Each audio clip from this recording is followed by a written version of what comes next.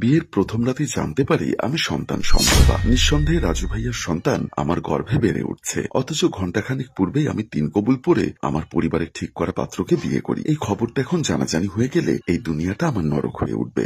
বাপের বাড়ি, শ্বশুর বাড়ি সর্বস্ব হারাতে হবে। বাসুর ঘরে বসে চক্ষু ভরা আতঙ্ক নিয়ে পিয়াসা অনর্গল কথাগুলো বলেই কয়েক দফা রুদ্ধশ্বাস ফেলল। ঘামের উষ্ণ নোনা জল টপ টপ করে তার শির দ্বারা বেয়ে গড়িয়ে পড়ল। চোখের জল যেন বাঁধ ভাঙতে লাগলো। নিশ্চুপ হয়ে হাঁটা থামিয়ে দিয়ে সোজা হয়ে দাঁড়িয়ে পড়ল নেহারিকা। ঘরের অর্ধখোলা দরজা খুলে সে তার নতুন ভাবির ঘরে প্রবেশ করতে গিয়েও থেমে গেল। স্বয়ং নিজ কানেই শুনল সে তার ভাবি সত্যি অন্তঃসত্ত্বা, অন্য কারো নাজায়েজ সন্তান তার ভাবির গর্ভে বেড়ে উঠছে। মাথাটা যেন ভোবো করে ঘুরে উঠল নেহারিকার। এই মুহূর্তে সে ঠিক কি করবে না করবে উপায় বুদ্ধি খুঁজে পাচ্ছিল না। এই মহা কেলেঙ্কারের খবরটা কিভাবে সে তার পরিবারকে জানাবে তাই ভেবেই মরিয়া হয়ে উঠল। অমনি হঠাৎ তার অস্থির দৃষ্টি পড়ল তার ভাবির বড় ভাই দা ইয়াং হ্যান্ডসাম রূপলের দিকে। বাড়ি ভর্তি গেস্টদের ভিড়। সে একপাশ হয়ে আপেল খাচ্ছে। রূপলের উপর যদিও নিহারিকা বহু আগে থেকেই ফিদা, তবে এই মুহূর্তে রূপলের উপর তার বেশ ক্ষোভ জমেছে। রাগে এক প্রকার ফেটে পড়ে সে দ্রুত পায়ে হেঁটে চলে গেল রূপলের দিকে। অধিক পরিশ্রমে ক্লান্ত হয়ে পড়া নিত্তেজ রূপলের মুখোমুখি দাঁড়ালো সে। অমনি রূপলের ব্যস্ত দৃষ্টি পড়ল নেহারিকার দিকে। কিছুটা অবাক হয়ে রূপল ভ্রুযুগল কুঁচকে প্রশ্ন ছুড়ল, হোয়াট হ্যাপেন? কিছু বলবেন? চিৎকার করে তার বোনের কুকৃত্যের কথা প্রকাশ করতে গিয়েও থেমে গেল নেহারিকা। বাড়ি ভর্তি গেস্টদের সামনে সে কোনো সিন ক্রিয়েট করতে চায় না। এতে বরং তাদেরই বদনাম হবে, সমাজে তাদের পরিবারের দুর্নাম হবে। রাগটাকে কিঞ্চিত দমিয়ে এনে সে দাঁতে দাঁত চেপে ফিস ফিস করে বলল, সাইডে আসুন, কথা আছে। বিষয়টাকে বেশ মজার ছলে দেখল রূপল। সিনেমার হিরোদের মতো ভাবসাব নিয়ে সে ঘামে ভেজা পাঞ্জাবির কলারটা পেছনের দিকে এলিয়ে দিল। এদিক ওদিক তাকিয়ে বেশ হেয়ালি গলায় বলল, কি বলবেন এখানেই বলুন। মেয়েদের সাথে সাইডে যাওয়ার অভ্যাস নেই আমার। ইভেন আমার দিক থেকে আমি এখনো 100% পিওর অ্যান্ড ভার্জিন পুরুষ। বেআইন বলেই যে সাইডে ডাকলেই যেতে হবে বিষয়টা কিন্তু এমন নয়। ওকে, আমি আপনার সাথে কোনো ইয়ার্কি করছি না স্টুপিড। এখানে কিছু বললে আপনারই মান সম্মান হানি হবে, আপনার বোনেরই কেলেঙ্কারি হবে। বিষয়টাকে এবার সিরিয়াসলি নিতে বাধ্য হলো রূপল। তৎপর দৃষ্টিতে সে নিহারিকার দিকে তাকালো। তৎক্ষণাৎ সে নিহারিকার পিছু পিছু বেলকনির দিকে হেঁটে গেল। দুজনে নিরিবিলি জায়গায় পাশাপাশি দাঁড়ালো। কোন রূপভনিতা ছাড়াই নেহারিকা খড়খড়ে গলায় রূপলকে বলল, বিয়ের আগে আপনারা যেন কি বলেছিলেন? আপনার বোনের কোথাও কোনো অ্যাফেয়ার ছিল না, তাই তো? চোখ মুখে চমকে ওঠা ভাব নিয়ে রূপল প্রতিউত্তরে বলল, হ্যাঁ ছিল না। হঠাৎ এই প্রশ্ন পূর্বের তুলনায় অতিরুষ্ট হয়ে নিহারিকা বলল, তাহলে আপনার বোন প্রেগনেন্ট কিভাবে হলো? হ্যাঁ। মুহূর্তেই যেন রূপলের সমস্ত শরীর কাটা দিয়ে উঠল। চেহারার রং পাল্টে গেল। অতি আশ্চর্যিত হয়ে সে নিত্তেজ গলায় বলল, হোয়াট? এসব আপনি কি বলছেন? যা সত্য তাই বলছি। বিশ্বাস না হলে আপনার বোনকে গিয়ে সত্যটা জিজ্ঞাসা করুন, তাহলেই উত্তর পেয়ে যাবেন। আপনি আমার চেয়ে আমার বোনকে বেশি চিনেন। হ্যাঁ, দীর্ঘ 22 বছর ধরে আমি আমার বোনকে চিনি। দুদিনের পরিচয় তার সম্পর্কে আপনি যা নয় তাই মন্তব্য করে যাবেন, আর আমি সব বিশ্বাস করে নিব? এতই সহজ সব? হ্যাঁ লিসেন, গলা নামিয়ে কথা বলুন। আমি দুদিনের পরিচয় আপনার বোনকে যতটা চিনেছি আপনি তা গত 22 বছরের পরিচয়ও চেনেননি। বিশ্বাস না হয়তো আপনার বোনকে গিয়ে জিজ্ঞাসা করুন কি করেছে সে, কোন পাপের বোঝা সে আমার ভাইয়ের কাঁধে তুলে দিতে চেয়েছিল। গিয়ে জিজ্ঞাসা করুন। আর এক মুহূর্তেও দাঁড়ালো না রূপল। ঝড়ের বেগে ছুটে গেল সে পিয়াসার বাসুর ঘরের দিকে। ছোট বোনের রুমে ঢুকতেই দেখলো পিয়াসা তার গায়ের সমস্ত স্বর্ণ গহনা খুলে ফ্লোরে বসে কপাল চাপড়ে কাঁদছে। হীনমন্যতায় ভুলেই গেছে প্রায় এটা তার শ্বশুর বাড়ি। এখানে তার কুকর্ম ফাঁস করতে নেই, গোপনীয়তা রক্ষা করে চলতে হবে। পিয়াসার এই করুণ অবস্থা দেখে রূপলের ভয় বাড়তে লাগলো। বোনের প্রতি তার বিশ্বাস হারাতে লাগলো। ধীর পায়ে হেঁটে সে হাঁটু মুড়ে পিয়াসার পাশে বসলো।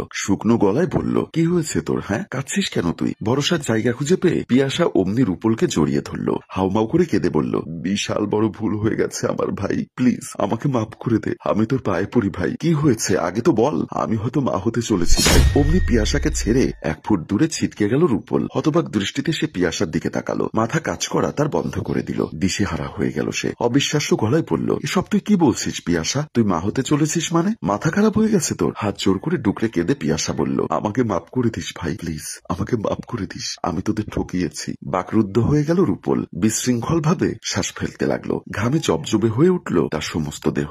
সম্পূর্ণ নির্বাক হয়ে মাথায় হাত দিয়ে বসে পড়ল সে। এই মুহূর্তে চরম হতাশায় জর্জরিত সে। এর মধ্যেই রুমের দরজা ঠেলে নিহারিকা প্রবেশ করলো রুমে। সাথে রয়েছে তার বাবা এবং ভাই। মুখের দিকে তাকানো যাচ্ছে না তাদের। আগুনের ফুলকি যেন বের হয়ে আসছে তাদের চোখ থেকে। বুঝতে বেশি বেগ পেতে হলো না, যা কেচ্ছা রটানোর নেহারিকা তা রটিয়ে দিয়েছে। অবশ্যই এটা অস্বাভাবিক কিছু নয়। কেউ হাতে ধরে নিজের পরিবারের ক্ষতি করতে চাইবে না। উপস্থিত সবার এহেন ভয়ঙ্কর রূপ দেখে ভয় কেঁপে উঠল পিয়াসা এবং রূপল। তাড়াহুড়ো করে রূপল ঢাল হয়ে বোনের পাশে দাঁড়ালো। অপরাধী ভঙ্গিতে দুজনে মাথা নিচু করে দাঁড়িয়ে রইল। পিয়াসাও বুঝে গেল তার শ্বশুরবাড়ির সবাই তার কুকৃত্তি জেনে গেছে। অমনি পিয়াসার বর নিহাল এসে পিয়াসার চোখের দিকে তাকিয়ে কঠিন গলায় প্রশ্ন ছুড়ল, নেহারিকা যা বলছে সব সত্যি? তুমি সত্যি প্রেগনেন্ট? যে পাপ করেছে সেই পাপের শাস্তি তাকে পেতেই হবে। অমনি রূপলের সামনে নেহালের গরম হাতে চর পড়ল পিয়াসার নরম গালে। ঘৃণায় বুঁদ হয়ে নেহাল বলল, ছি নষ্টামে, আমি কিনা সৌন্দর্যের মোহে পড়ে এই নষ্টামেকে বিয়ে করেছি। মুহূর্তেই পরিবেশ পুরো থমথমে হয়ে উঠল। চোখের সামনে বোনকে মারধর খেতে দেখে, কটু কথা শুনতে দেখে রক্ত গরম হয়ে গেল রূপলের। অন্যায় থাকা সত্ত্বেও সে নিমেষেই বোনের পক্ষ নিয়ে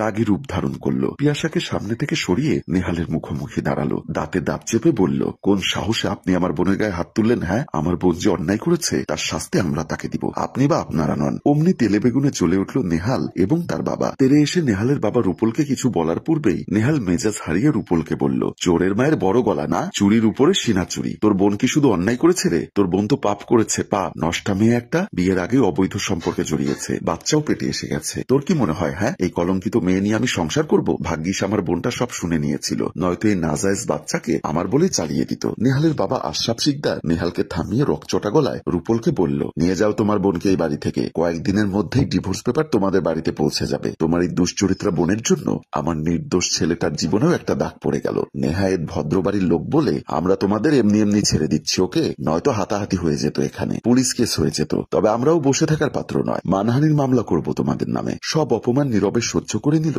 রূপল। যেখানে শতভাগ দোষ তার বোনের, সেখানে তার কিছুই বলার থাকে না, বরং মুখ বুঝে সব সহ্য করে নেওয়াই শ্রেয়। দুঃখী অসহায়ের মতো রূপল তার বোনকে নিয়ে বাড়ি থেকে বের হয়ে গেল। সিঁড়ি দিয়ে নামতে নামতে পিয়াসা ভাইয়াকে কিছু বলতে চাইতেই রূপল বারণ করে। পিয়াসা আর কিছু বলতে না পেরে চলে আসে। বাড়ির সদর দরজা খুলে রূপল এবং পিয়াসাকে দেখা মাত্রই চমকে উঠলেন রূপলের মা নাজনীন বেগম। কান্নারত পিয়াসার দিকে তাকিয়ে তিনি ভ্রুকুচকে বললেন, কি ব্যাপার, তুই এখানে? অমনি পিয়াসা ডুকরে কেঁদে তার মাকে জড়িয়ে ধরল। হীন গলায় বলল, আমাকে প্লিজ মাফ করে দিও মা, আমি তোমাদের পরিবারের মান সম্মান রাখতে পারিনি, আমি তোমাদের কুলাঙ্গার সন্তান। হত বিহবল দৃষ্টিতে নাজনীন বেগম রূপলের দিকে তাকালেন। কম্পিত গলায় বললেন, কি হয়েছে বাপ? পিয়াসা এসব কি বলছে? অমনি রূপল তার হিংস্র রূপে ফিরে এলো। পিয়াসাকে তার মায়ের বুক থেকে টেনে নিয়ে সোজা বাড়ির ড্রয়িং রুমে নিয়ে গেল। জন্মের পর থেকে যে বোনের গায়ে সে হাত তোলেনি, সেই বোনের গায়ে আজ হাত তুলতে বাধ্য হলো সে। তার মায়ের সামনে সে পিয়াসার গালে ঠাস ঠাস করে চড় বসিয়ে দিল। রাগে ঘৃণায় অপমানে অতিষ্ঠ হয়ে চিৎকার করে বলল, কেন এমনটা করলি তুই? হ্যাঁ, আমাদের শিক্ষা দীক্ষায় কি কোনো ভুল ছিল যে তুই অমানুষ হলি? আমাদের মান সম্মান এভাবে ধুলায় মিশিয়ে দিলি? কেন আমাদের এত বড় ক্ষতি করলি তুই? মেয়ের কুকৃতি শুনে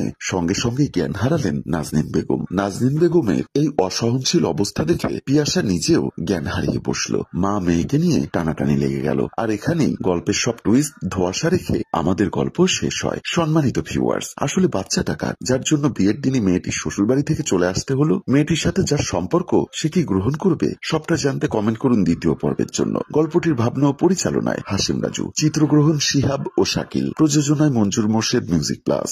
ধন্যবাদ।